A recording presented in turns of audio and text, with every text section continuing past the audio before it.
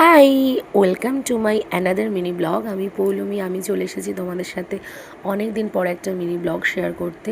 তো তখন আমি আমার বাপের বাড়িতে ছিলাম। যে কাজটা আমার রাতেই করার কথা ছিল সে কাজটা ভুলে গেছিলাম বলে সকালবেলা ঘুম থেকে উঠে ব্রাশ না করে আগে মটরটা ভিজিয়ে নিলাম, কারণ আজকে আমি বানাবো ঘুগনি, তাও আবার ফার্স্ট টাইম। যাই হোক, সকালবেলা উঠে আমি আমার যে ড্রিঙ্কটা খাই সেটা বানিয়ে নিলাম। আর গাছে তো দেখলে কত উচ্ছে হয়েছে। তো এই যে দেখো, তারপর আমার সোনা বাবার না মানে একটু উঠে গেছিলো, ওর একটু খিদা পেয়েছিল, তাই জন্য ওর দুধটা আমি জালে বসিয়ে দিলাম। জাল তো আগেই দেওয়া থাকে, জাস্ট একটু গরম করে দিলাম ওকে, ওর খিদে পেয়েছে বলে। তো তোমাদের সাথে ব্লগগুলো শেয়ার করতে করতে অনেকটাই দেরি হয়ে যাচ্ছে, তো তোমরা একটু ম্যানেজ করে নিও। অনেক দিন পরেই তোমাদের সাথে একটা ব্লগ নিয়ে এলাম আর কি। যাই হোক, তা এইদিকে আমার এই বাড়িতে আসলে তো আমার সব কিছু থেকেই ছুটি থাকে। মা আমাকে কিছুই করতে দেয় না। মা এদিকে জামা কাপড়গুলো কেচে দিচ্ছিলো, আমি এক ফাঁকে দোকানে গেছিলাম বিস্কুট আনার জন্য। এদিকে পাশের বাড়ির জেঠিমা ফুল দিয়েছিল, তো এদিকে আমি আমার চাটা বানিয়ে একটু খেয়ে নিলাম। আর আজকে আমি ব্রেকফাস্টে বানিয়েছিলাম লুচি আর ঘুগনি। তো খেতে তো জাস্ট ফাটাফাটি হয়েছে। এক্ষুনি দেখো আমার ছেলে রিভিউ দেবে খেয়ে।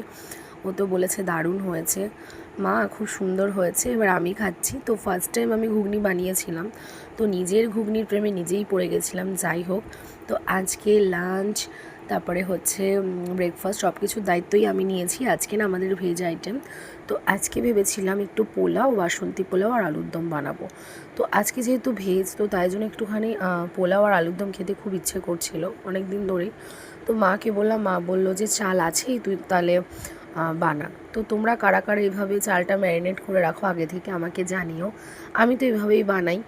যাই হোক, তারপর আলুরদমের মশলাটা করে নিলাম। এদিকে আলুটাও ছুলে নিলাম, আলুটা একটু ভেজে নিলাম।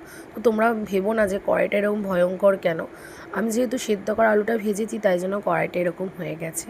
আর আলুর দমের রেসিপি তোমাদের আলাদাভাবে কিচ্ছু বললাম না, যেহেতু তোমরা আমার থেকেও পাকা রাঁধুনি, তাই জন্য আলাদাভাবে কিছুই বলার নেই। জাস্ট সিম্পল অ্যান্ড স্যাটে আমি তোমার আলুরদমটা বানিয়েছি একদম নর্মালভাবে, কিচ্ছু নেই এর মধ্যে। যাই হোক, নিরামিষ আলুর দম যেমন হয় তেমনই বানিয়েছি। তো দেখো, এদিকে আমার আলুর দম পুরো রেডি। একটু লাস্টে গরম মশলার ঘি দিয়ে নামালাম। তো তারপরে ফোনটা খুলে দেখি মা ভিডিও কল করেছে, মানে হচ্ছে আমার শাশুড়ি মা আমার সোনা বাবাকে দেখার জন্য একটু ভিডিও কল করেছিল। তো মার সাথে কথা বলে নিয়ে লাঞ্চটা সেরে নিয়েছিলাম। তো এই যে দেখো, তোমাদের দাদাভাই দই নিয়ে এসেছিলো, সেই দইটা এখন আমরা সবাই খেয়ে নেবো। আর সন্ধেবেলা সব কচিকাচারা আমার কাছে আবদার করেছিল যে ম্যাগির পকোড়া খাবে, যেহেতু আগের ব্লগে ওরা দেখেছে। তো যাই হোক, একটু বানিয়েছিলাম ম্যাগির পকোড়া। তো চলো টাটা, এই ব্লগটা এইটুখানি, টাটা।